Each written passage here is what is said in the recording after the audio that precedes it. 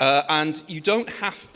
The purpose of this is because we tend to learn and process best in community. Why? Because we have blind spots, or we haven't got the full gamut of every human experience. Now, that's a little bit unsettling, particularly when you don't know who it is you're talking to, or even if it is somebody who you do know and you don't want to self-reveal too much. So please don't put any pressure on anybody around the table to speak more than possible. But we want to be working out in relationship what's going on in our relationships. Does that make sense? Okay, so digging in straight away, I've got to start in the really obvious place. Have you ever had a relationship that didn't disappoint you in some way? Come on, people, you know what I'm saying. You may have hoped for it, but you have never had a perfect relationship. Am I right?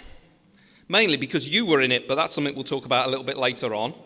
Every relationship has been fraught with difficulty, demands, frustrations, unfulfilled expectations. There is the unpredictable, there is the unexpected, and sometimes there's the flat-out painful that leaves you saying, I did not sign up for this, or how can they expect me to carry on with things as they are? And that may be in the context of our immediate families, either with a spouse or with children or with parents. Why is it that we all need a rest after the Christmas break when the families got together? We had a house full over Easter. We had all 6 of our daughters back. We had a whole stack of boyfriends. We had an Easter egg hunt. And by halfway through the weekend, me and Jane were just retreating into our bedroom going, I love them, but would they just go away? Why? Because relationships are demanding. So often in our family life and in our homes, the whole mood sits on a hair trigger. Do you know what I'm talking about? It's almost like you're walking on eggshells and you sort of have a suspicion who's going to pop first, and so you sort of dance around it a little bit. And all that time you'd put so much energy into trying to make things go smoothly, but so often we're left disappointed when these relationships seem like they ought to work but rarely hit the nail on the head. In some sense today we're asking, why are we so surprised about that, and what is up with that? Why is it that relationships so often are the thing that leaves me most exhausted in life? And so we're going to be looking at our ambition for relationships. Why is it that they're never quite as rewarding, secure, and give me what I'm after? In other words, is it that the Lord has dropped the ball, that no earthly relationship ever delivers what we dream that it will? Do you know what I'm saying? Because sometimes your prayers have gone that way, haven't you? Lord, if you cared for me, you'll see how hard I'm trying and you would make this easier. Why is it my pastor fell out the crazy tree? Do I have to stay in the church? Why is it that my kids just can't sit still when I take them to a restaurant? All I want them to do is put the food from the plate into the mouth. They can't do that without rubbing it all over them or all over their little brother and sister. Why is it that when I go and say hello to somebody and move in their direction, I get a snarl? Why is it that relationships are so difficult? And of course, we have a default answer to that. You know the answer as to why all our relationships are so difficult, don't you? It goes on replay in your head. What's the answer? Them. Because you've got a list, haven't you? You think about the people who are closest who you are closest to. You've got a list. And sometimes you have carefully noted it out and keep a record of it. I mean, it says love keeps no record of wrongs, but that's for everybody else. And you've got a list of instructions as to what you expect them to be. I want to be in a church and a small group with people like this. And therefore, when they are not like this, what do I want to do? Run away or get somebody, usually the pastor, poor guy, to go and fix them so it's how I like it to be. Because my relationships and me relating to people would be so much easier if it wasn't for them. And yet, every now and again, we realise in our problems that those relationships are acting a little bit like a mirror. What does a mirror do? It shows you what you look like. And we have those fleeting moments, don't we, where we go, is it me? And then we quickly move on and go back to all the list of all the things that we want other people to do. Can't be me. Now, I know why you are here. The reason that you've bothered to come to this is because you know that relationships matters. So you have heard the greatest summary and the greatest commandment found in Matthew chapter 22 and Mark chapter maybe 12, something like that. And it is, and you can say it, love the Lord your God with all your heart, mind, soul, and strength. And you'd be like, just leave it there, Jesus. But linked, connected, even though he's asked for one, comes the next, which is, it seems that our vertical relationship can't be self-contained. In fact, it was supposed to flow horizontally. And one of the things we're going to see a little bit later this morning is I can tell an awful lot about your vertical relationship by how your horizontal ones are. Do you get that? So our vertical relationship with the living God is supposed to drive and shape our horizontal ones. But when there are difficulties within me or within other people, it's so often revealing the horizontal mess, if you like, is a stage that showcases what's really going on with me in that direction. So often, if somebody comes to me, maybe invariably, sometimes people think that pastors have got a magic wand, and there's a kind of good motive in there. I see a problem over there with somebody and the way they're relating either to me or somebody else, and I'm like, okay, what does Christian love mean? It means that in some way I know something's got to be done about it, and I've got a pretty good idea. They've got to be done. They've got to sort them out. And so rather than go and do the approach themselves, they're like, Steve, I just want you to know. I'm like, here we go, okay. At which point, I've got some pastors in here and they're nodding and going, oh, dear, please pray for me. And in that sense, I'm now in the midst of two people because somebody wants me to fix an unfixable problem and make somebody else more godly. And the last person they think who needs to be more godly is them in the moment because they think they're being godly by coming to me. I'm saying, well, maybe the godliness is about to rain down on you when I expose a little bit of the fact that this might be more about you than it is about them, but we'll leave that for another time. And so my job will be to go to speak to somebody. And, of course, most people feel threatened, not super happy about it. And so I have to go in really gently, mainly because I haven't arrived and I don't want to communicate that I have.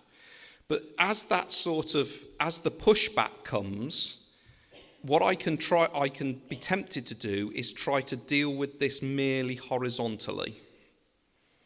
How would you like it to be? How are we all going to get on? But it seems in the Bible, the Lord Jesus is saying to us in that first great commandment, everything that is going on horizontally is going on horizontally because of something vertically. And so one of the most helpful things I can do is at the earliest stage possible is bring the Lord into the things that we're talking about. And so with the person who comes to me, it will go something like this. How does the Lord want you to be growing, changing, receiving more grace and mercy from him as you try to navigate something that has obviously bothered you enough to come and see me? Well, I'm doing it, aren't I? I'm coming and speaking to you, Steve. I said, is that the extent of your expectation of what the Lord wants to do in the midst of this? Are you finding this person difficult to love? Well, you would, wouldn't it? Maybe it's that. I don't know. And in the same way, it will go that way. So one of the reasons that you're here today is that you know that this matters. And our problem is that some of our deepest and most painful hurts have been in relationships. There are times when if we could, we would have walked out. We'd have liked to turned our back, said, I've done everything I can. And yet there are other moments where we feel ourselves, even when we do that, just being drawn back into the idea of relationships. Because, why? Love the Lord your God with all your heart, mind, soul, and strength. Love your neighbour as yourself is who we are made to be. In other words, the Lord made you for community. And I know what you're saying. Does it have to be this one? Yes! And we'll come to that a little bit later on. But he made you for community. And so in a minute, and I want you to be thinking as I talk through this, in a minute I'm going to ask each of you, ask you round your tables to discuss which end of the spectrum you go to. And you say, what spectrum? All of us sit on a kind of spectrum that when we find relationships difficult or more demanding or more painful than we want to be, we will tend to do one of two things, and it's on a spectrum. Spectrum 1 is walk in total independence, go cold, turn your back, distance yourself, take control of the situation that way. The other end of the spectrum is that we will complain, try to control, accuse, almost overcompensate and try to demand that the relationship be on our terms. One is go cold. One is go super hot. One is sort of act all indifferent. I don't need those things. The other end is I will shout and scream and complain and let people know that the way they're treating me isn't quite right. And we will have different relationships where we interact differently on that spectrum. And in a little while, I'm going to get you to talk about that, but not quite yet. Because there's another reason I know that you're here, and it is this. You suspect that the Lord is up to something in this struggle. Now, my old pastor used to say, the last part of a fella's life to be converted is his wallet. I would like to disagree with that. And I think the last part of most of our lives to be converted is the way that we think about whose relationships our relationships are. In other words, Jesus Christ comes in, claims us for himself, brings mercy and grace, upholds us, and sets us in a new direction. And yet, we are still working out of the old framework and old kingdom of self mindset in terms of what my relationships are for. So one of the ideas I had for the strapline of today was to say, rather than say how to make them more about Jesus than they are about you, was simply to say, relationships, they're not about you, stupid. Because we sense that the Lord is up to something in this. In other words, every single one of you, from the most casual interactions to the most meaningful of covenantal connections in your relationships, guess who they belong to first? It ain't you. Oh, you're a vital component within them, but who do they belong to? Just like every other square inch of reality. They are, as Jesus comes in as kings, he says, these are going to be leveraged not for the glory of your kingdom, but for mine. Now, I didn't get married thinking that. When I got married, my intention was to shape and form her into the exact image of what I thought I needed as a wife and conform her into the image of what I think she should be. Pray for her. Where is she? That's why she's sitting at the back as far away as possible. The poor girl's been through decades of torture. And yet, when I got married, my living God was like, you think your relationship's going to be about that. I think it's going to be about this. And confession, it's been a bumpy ride. Because I fought him all the way, usually with her being on the receiving end of it. Do you see that? But the Lord is up to something. He's up to something in the struggle. And what is that? To redeem every part of your soul for the ownership, service, and thrill of Jesus. Do you get that? Now, of course you get that. You're in church. You're going to sit there and as conservative evangelical as you can, say amen in your heart. If it was Pentecostal, you'd be like, bring it on, Lord. But then when it gets to tomorrow morning, when your kids are decorating your dining room with cereals, and somebody slammed the door, and yet again they've left the socks on the floor, or when you're dealing with that person in your small group, and no matter how much you speak nicely to them, you offer to serve them, nothing is ever good enough. In those moments, who really owns the relationship? It will emerge out of us. So we might have a plan for our relationships, but behind every painful thing we experience in our relationships is this: the reminder of our need of grace from the Lord Jesus Christ just to live in that relationship. Now, you don't want that, do you? You will complain and you will pray like I do. Lord, would you make this relationship easier so I don't need to rely on you? Do you know what I'm saying? We have this expectation that it should be easier and more straightforward in such a way that we can feel like life's manageable. None of you walked in here today with a desire to feel overrun, weak, insufficient for the moment and the demands of the moment, did you? We want to have relationships that give us a sense of security and manageability. We don't want relationships that leave us strung out, worn out, and having to go and pray for mercy. So some of you sitting here today have arrived and you are emotionally exhausted, and understandably so, by what you've been going through. I want to dare you to do something right now. Praise him for positioning you to receive more grace than you had expected. Do you hear what I'm saying? What we do is we take our moments that have pushed us to our very limit and we say, perhaps he has written weakness into my life that I might draw more down on his strength. And of course we'll fight back, won't we? Yes, Lord, but. No, just say, I'm not enough for the moment, Lord. I hate what's going on. I'm tempted to be angry with you. Why are these people so difficult? Why haven't they recognized me? Why don't they appreciate me?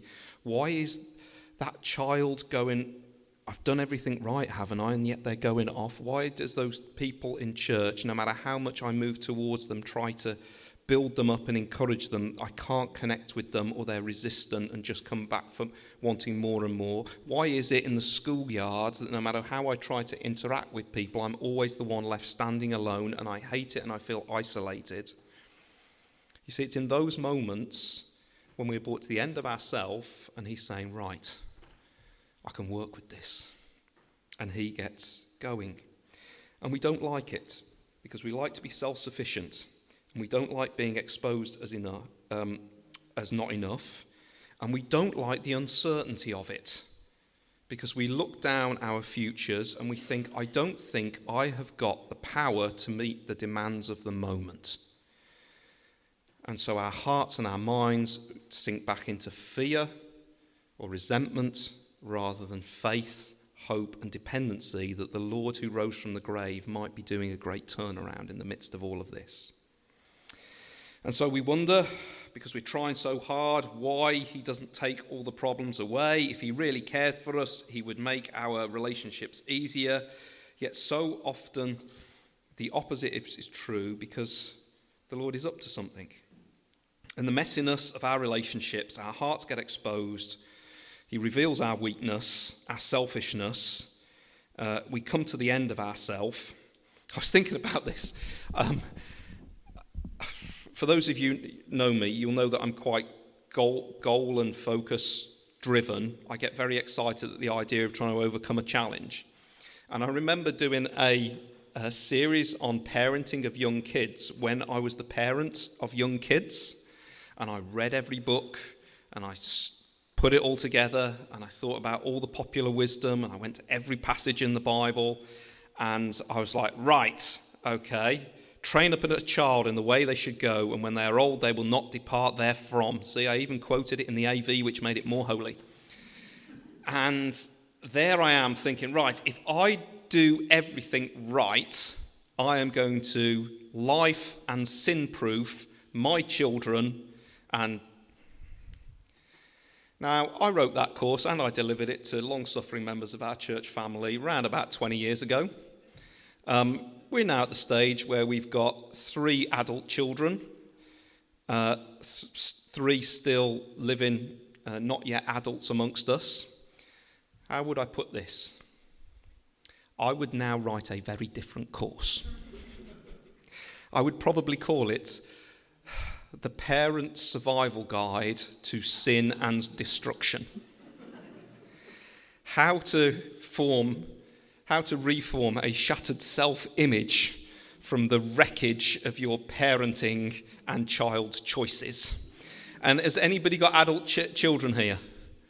Brilliant. And all of you are saying in your heart, Amen, is right. And that surprised me. I could say the same way that I'd applied it to my marriage or to my friendships, how I applied that to my church family relationships, and without realizing it, piled a massive big expectation on them. It's almost as if the Lord of glory wants me to come to the end of myself, so I will depend upon him, his promises, the identity that I have in Jesus, the sufficiency of his plans, let go of all my agendas, and delight that the Lord meets me in the middle of the mess. Instead of trying to always climb out of the mess, meet him there. Does that make sense? Does that sound like a Christian approach to relationships? And of course, this isn't what you wanted today. Because when you came and arrived here today, what you wanted was a few little helps that will make your relationships work better. Come on, admit it. How to make me a little bit nicer, how to bomb-proof my church relationships, my marriage, relationships with my family. How do I do that?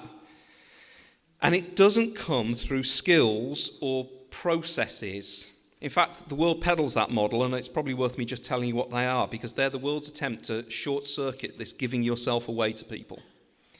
So the world's approach, well, one of the categories is a kind of problem-centered approach. You'll find this in the magazines, on the online feeds, in the book. And the problem-centered approach looks at common relational problems, how to communicate, how to do this, how to do that, and tries to give you good, sensible wisdom, but in effect lays down principles and over-promises.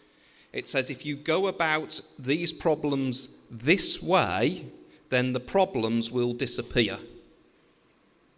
Do they? Do they? You see, the Lord will share his glory with no one. Because if he wanted rid of problems, guess what he could have done? He seems to want to work in the mess. It's where he's seen the most clearly. The problem is I battled with this one because dealing with problems, there's so much wisdom in the Bible that helps us do that. So I'm not saying don't try to think well about how to deal with problems in the light of who the Lord is. Don't expect them to shift all the problems. Can I give you a church example?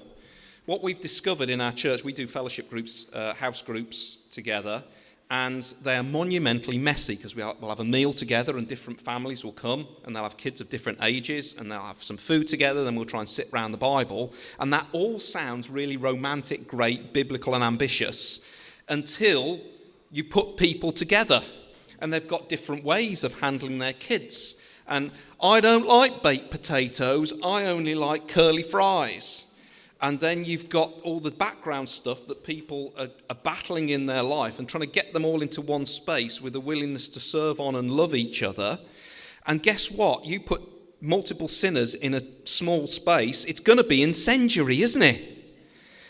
And so what happens is we start a conversation about how we're going to manage all of this, because people are coming up with, well, I like this and I don't like that and I really appreciate that, but this is a bit of an issue and I just don't like the kids there. And the kids are like, I just don't like the grown-ups there. And all of that, and then it all comes back to the elders, and we're supposed to put it into a big pot, stir it out, and fix the problem. And that's what they expect us to do. Make being with a bunch of messy people easier, please. I can't do that. And maybe that's the point. Because although we like the idea of outward, problem-centered approaches to dealing with our relationship, that will miss the biggest problem in our relationship, and we'll come to that in a minute. There's another way that the world deals with this. It's through skills building. So rather than focus on specific problems, it focuses on specific skills that you need with people, like negotiation, anger management, and just a whole raft of things, conflict resolution, communication. You've heard this one a lot. Boundaries, people, boundaries. Can I just tell you, Jesus didn't have any boundaries. He didn't. And so what we do is we look at what are the skills that I need. And again, there's wonderful wisdom in that. And they can help, but only as an expression of love.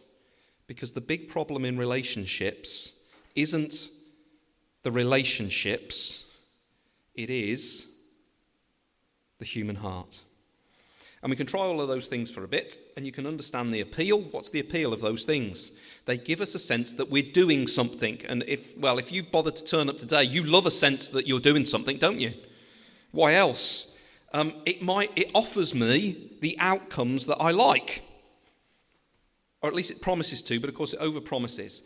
If I'm actually doing the right thing, what does it build up inside of me? A sense of self-righteousness. And if there's one thing I love, it's to feel righteous in myself. Oh, the pride. Oh, yes. I love the feeling that I don't need the Lord as much as I needed him yesterday. And it gives me a sense that I can control the chaos. Oh, and I love the idea of that. We're all little petty despots, aren't we, who love the idea of being able to control our corner of the world. So we try it for a little bit, but then we hit the wall, and the question then becomes, let's go back to our house groups, fellowship group situation. Okay, I'll put it this way. If God is okay with the relational mess in our fellowship group, why aren't we? Do you see that? He seems to have much more tolerance, in fact, expectation of relational mess than we do. Another way of putting it is, he's not scared of relational mess. But his strategy isn't problem-centered or skills building. It's much more profound than that. And so, hold on, how are we doing on time? Oh, dear me, okay. We were supposed to get to this bit about 20 minutes ago, but fine, you can forgive me. There we go.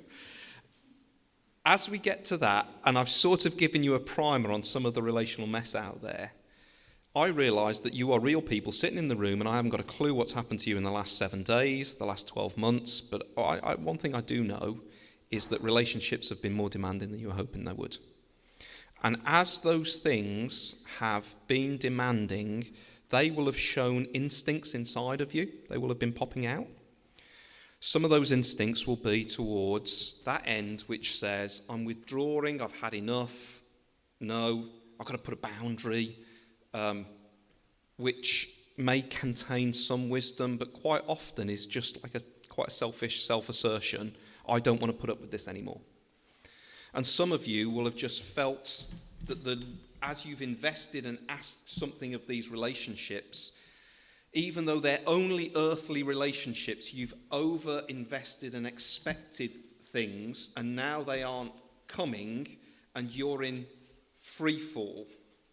So if this person goes in the way of kind of independence, this person goes in the direction of a kind of codependence. Do you see? This person's Temptation is to isolate, or at this end of the spectrum, I should say, or on this person.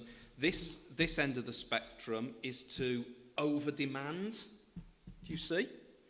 And so I've got a little question there to get you started. It's on there.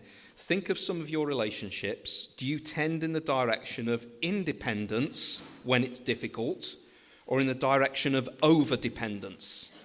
Why? So each of you, I'm only going to give you 5 or 10 minutes on this, but think of, and you don't have to pour out all your relational history, but just in your mind, something will have been coming to mind and say, oh yeah, I notice I do this.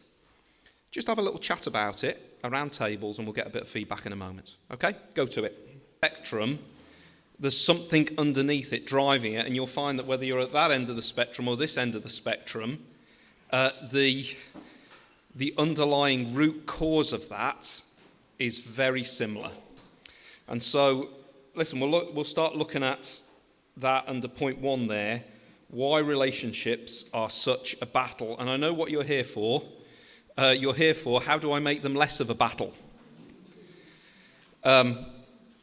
Newsflash. I want the battle to be harder for you.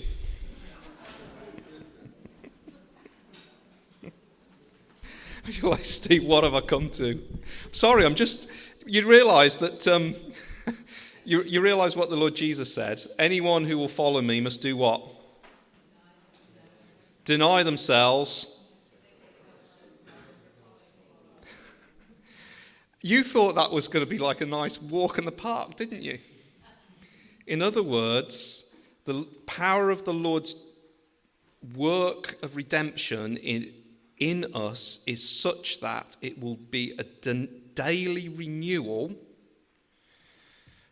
of dying to the thing that you love the most. You. What's the call of Jesus? Come and die. Come and die. Still, I thought this was going to help. It is, though, because that is the scandal of the grace of God and the direction of how he works. What before looked terrifying, in the light of who he is and what he has done, we're going to see this. Suddenly, I start to want to do things that I never wanted to do before. And it won't be smooth and plain sailing. And the reason for that, we've got to dig into why relationships are such a battle. And first one I've called broken world. Every relationship you have ever been in was done in the context of a broken world. I visited some of your houses. I can attest to this. Things don't work as they should. How to deal with people in that mess. People are hard to live with, amen? We're all deeply flawed. As sin broke the world, it shattered relationship. Do you remember, please get this theological concept right, it's so important. Sin is breaking God's law, but it isn't firstly breaking God's law. Sin is breaking relationship with God. In other words, the essence of sin is fractured relationship. Everything flies apart and is scattered. If he is the Lord of life, in whom everything lives and breathes, has its being, when you fracture from him, everything gets fractured. And so think less of your sin or the sins of others against you merely as them of a breaking an impersonal rule or statute, but fundamentally it is a breaking of relationship. When one of my daughters, bless them, ignores one of my instructions as to something that they want to do, they see it merely as Daddy has said. How do I receive it?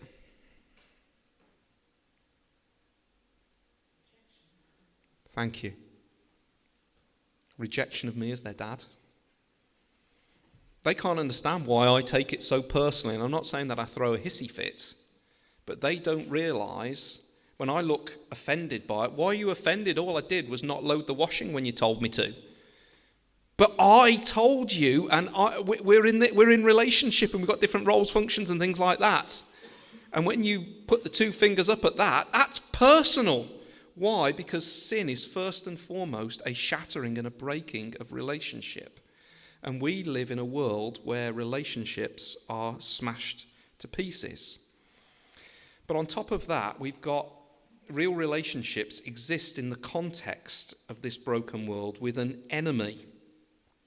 And so you aren't just wrestling with that person or those people, as difficult as they may be, as hard to get along with them, as difficult as the communication struggles. You were created for community, and the enemy of our soul, guess what he wants to do? Divide, shatter, scatter any resemblance of the Trinity, the triune God. Anything that bears his image, he wants to smash it to pieces. And so that is why everything is such a battle. And so one of his tactics in this broken world is to seduce you by saying things like, I'm better off on my own. I like being the hero.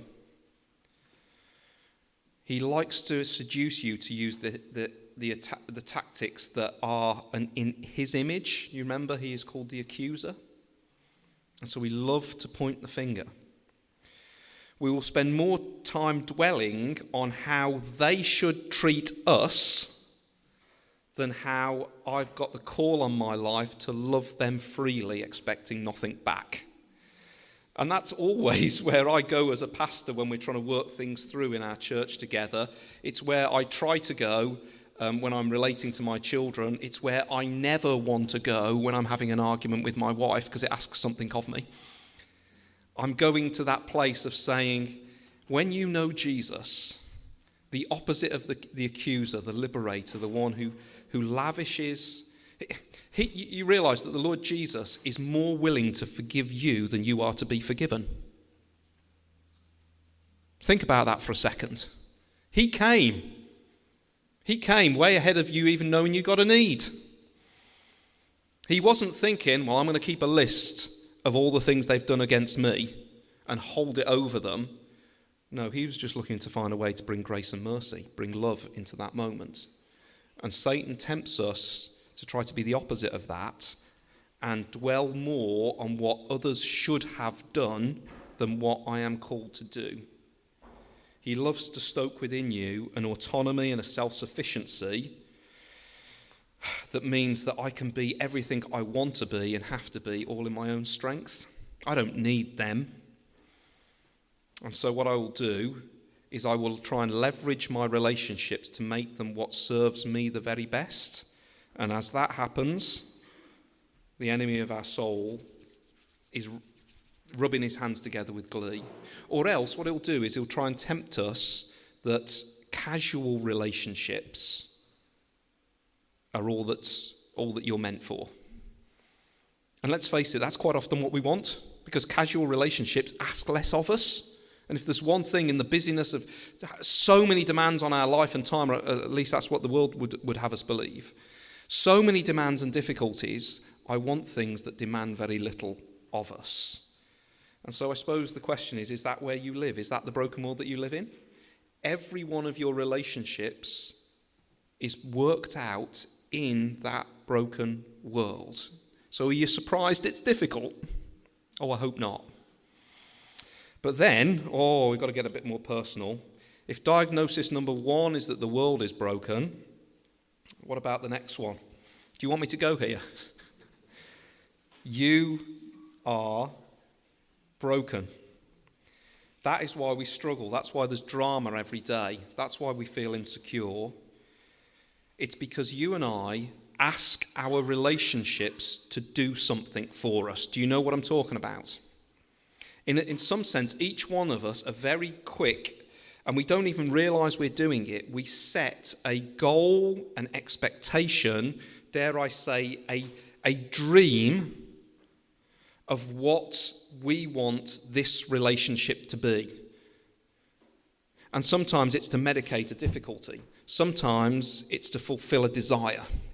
But don't for a second think that you haven't got a very firmly held, tightly treasured set of ambitions for your relationship. There's that old story of the couple being prepared in the wedding run-through, and the poor bride is so nervous. She's doing this practice, and the vicar there is like, okay, what you need to do is just focus on 3 very simple things, okay? Ahead of you, there's the row up the middle, the aisle up the middle. Focus on that. And then when you get to the top, just focus on, well, you've got the bouquet and you need the order of service. And so can we just focus on changing that? And then what you've got to do is just clearly look at him and enjoy him, okay? And so you can imagine the bride walking up the aisle, one step at a time. Aisle, change, him. Aisle. And we giggle because everybody in a relationship has got a plan for what they want that person to be, how they want that person to fulfill their dreams, how difficult they want they to be, what it could be like, how it's going to be, how you want it to make you feel, what you should expect of it, what it could be like. And that comes from inside of you. And it's a reflection of the kingdom of you.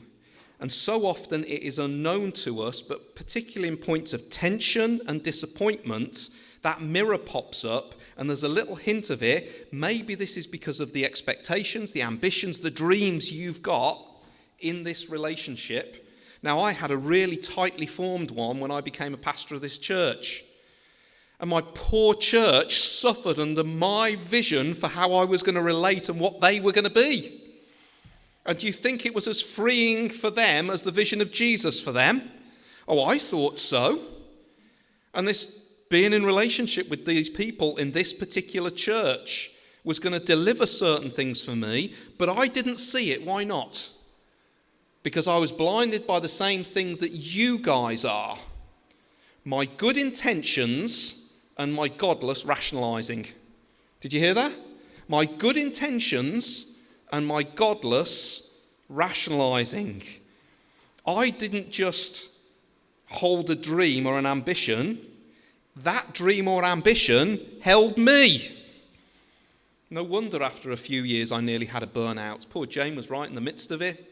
I'm praying, I'm trying to do this, and I'm working so hard and trying to make this work and help them do this and grow like this and be like this, and it's just not working. And so I was like, well, for me, when I feel weak, so often, by the way, so often when a fella gets angry, can I tell you what's going on? When you feel weak, you want to feel strong. What is the best counterfeit version of strength you can find that is quickly on tap? Anger. So I got angry. I got angry at our church. I got angry for my wife. I got angry at God. I'm doing everything here, Lord. Why aren't they being who I think they should be? And I was totally blind to the fact that perhaps the problem was looking back at me in the mirror. But I'd rationalized, and I was blinded by my own best intentions. Check yourselves, because you will do that too in your parenting, in your friendship, in your small group, and most of all, if you are married, it will be in your marriage. It will be on show. So when people don't live up to my expectations, I will try a few low-level strategies, which is hint or model or give an example. And if they still don't learn, what I will do is I will punish, or I will back away, or I'll take revenge. And so I think a little bit about, holidays. Have you noticed how family holidays are a total nightmare? And you come back after them feeling like you need another one. You feel like, I have given the very best of myself. Okay, let's go to Mum's on Christmas Day. What do all mums want Christmas to be like? I'll give you a clue. It's a word starting with P and it's got ect at the end. What's the word? Oh, yes. And it's not like you haven't applied yourself, is it? And you're trying to make Christmas Day perfect because you want everybody to have a great time and it's all about them, really? Is that why you want it perfect? And everything is scheduled and all the presents are wonderfully wrapped and it's lovely and neat and tidy and you've timed out when all the food is going to be cooked and everything's going swimmingly well until somebody leaves the Brussels sprouts on for 5 minutes longer than they should do. They go soggy, and in that moment you reveal your heart. You don't say, oh well, that bit hasn't quite gone to plan. You say this: everything is ruined.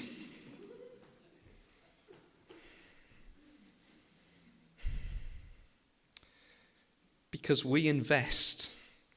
And in our moments of difficulty and frustration, we reveal that our best intentions may well be good, but there's also something bad in there as well. Do you get that? I'm constantly bumping into myself because one of the people I love to really, really serve is my missus. And one of the places where we do that is when we go on holiday, and we're blessed to have a nice family holiday that lasts a few weeks overseas. And one of the things that I know she appreciates is just being able to not have constant demands put upon her. So I go to her and say, what do you want me to take care of? And so I get a list of all the things that I'm going to take care of, and I'll go and do all the shopping, and I'll not just do all the shopping like most men do. I'll actually load it into the cupboards and the fridge, and then I'll fold the bags up nicely and put them back where they belong, and she'll be thrilled. And then I'll take over the washing, and I'll do all the washing, and then I go over the top doing that, and I say, you just do whatever you want. And she does. And it drives me mad. Because what I want is her to adore me. And when she's given freedom to not adore me, she doesn't adore me. And I'm like, but I'm doing all this for you. And she very wisely looks back and she goes, no, you're doing all of that for you. Ouch. You see, we have ambitions and aims in our relationship. Oh, I've given you a few examples and time is running short, but let me say this. Your relationship is always an expression of your dream, or at least that's what you're working towards. I don't struggle with you because you are flawed. I struggle with you when your flaws get in the way of my dreams. Do you understand that? Your flaws cost me my ambitions, my expectations, my agenda. I do marriage counselling. Oh, lucky me. Because what we've got in situations is where you've got two people with very tightly held dreams who are trying their best most of the time, have tried everything, and yet these two dreams are in some way colliding. It's a war between...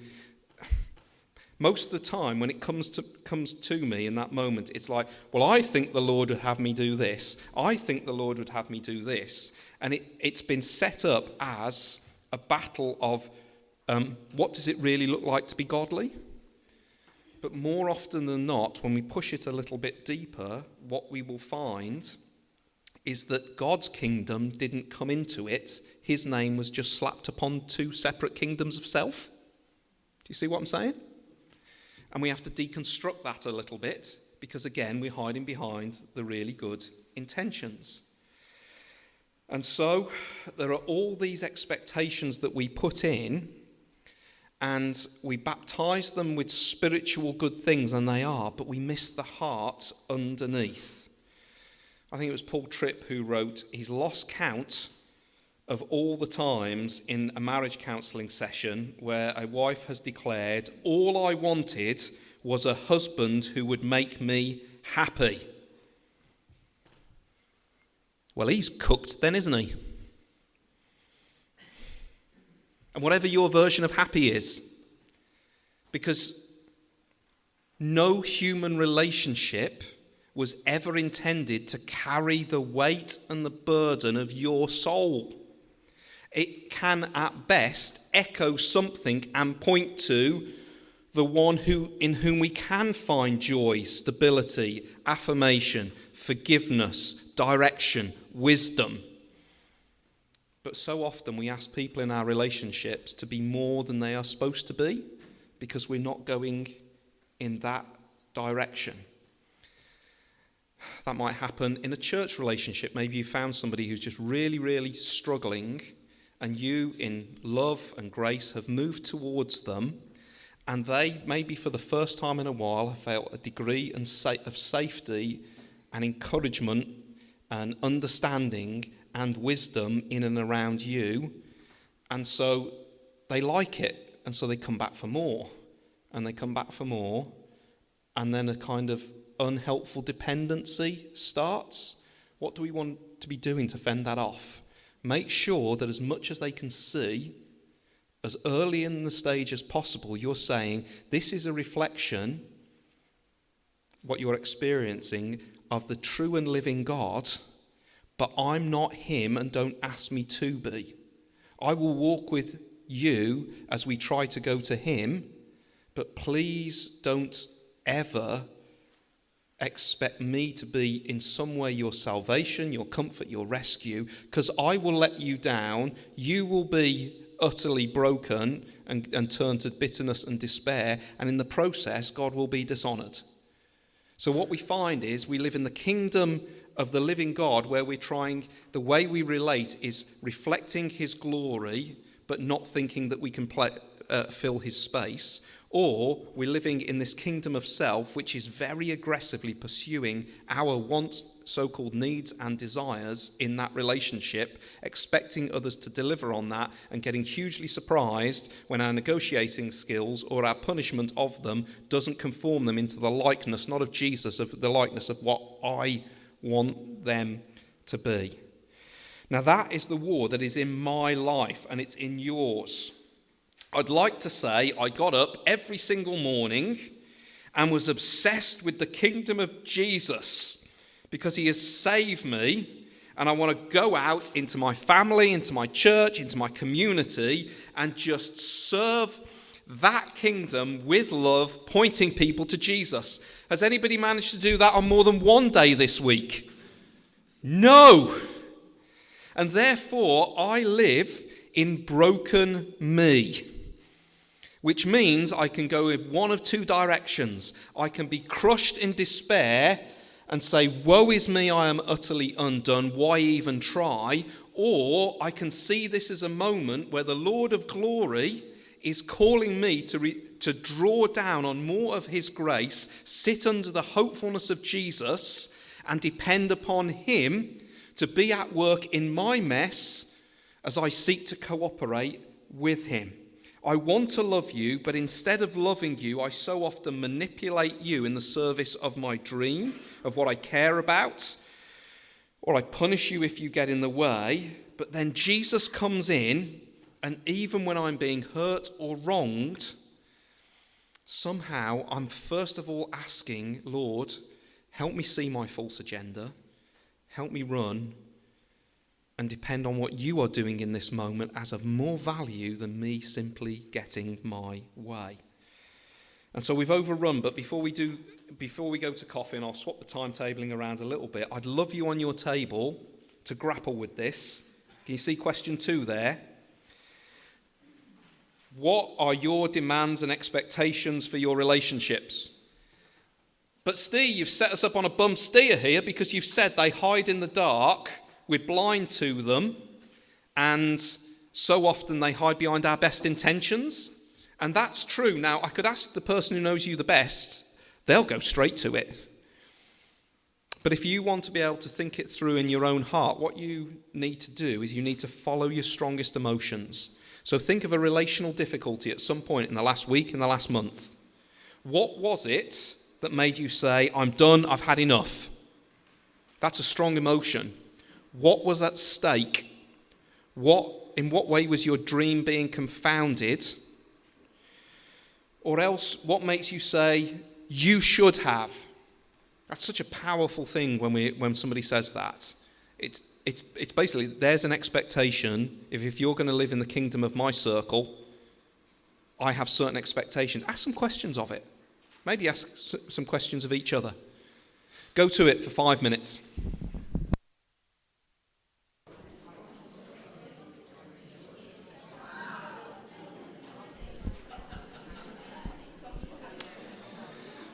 Okay, everybody, thank you.